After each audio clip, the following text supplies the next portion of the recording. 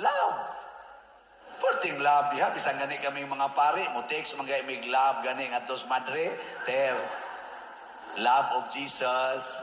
Mana sa ng madre, same to you, Father. O, di ba? Di na makadasig ang love diya eh.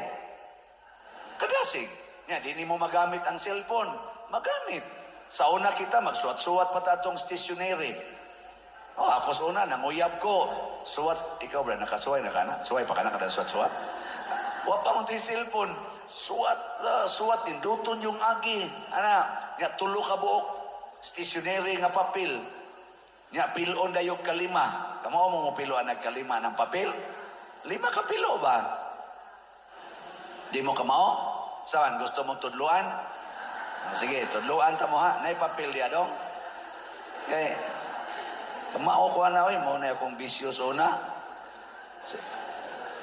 Wa. Way papel sige, may isa noon. Lisod kay to una. Pero karon sayon kayo ang pagpaambit sa pulong sa Ginoo. I care you, I love you, I forgive you, I accept you. No matter what, you can always count on me.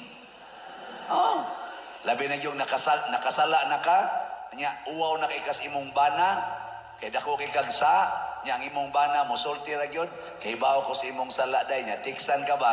Don't worry, you can always count on me.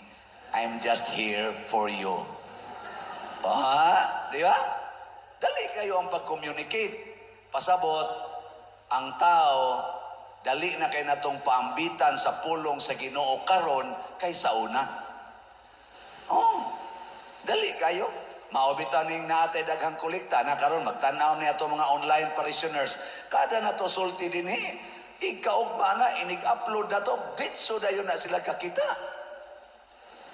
Pero sa una, ang ato yung walihan, kanina yung nadin Nya balik-balik ang naong. Puulking naong. Labi nagmagduka. Karon masayon. Muna yun ako, mas mo-viral ron si San Vicente Ferrer. Nga naman, ang iyang mga pulong nakasintro sa kalipay nagikas Ginoo, pulong sa Ginoo.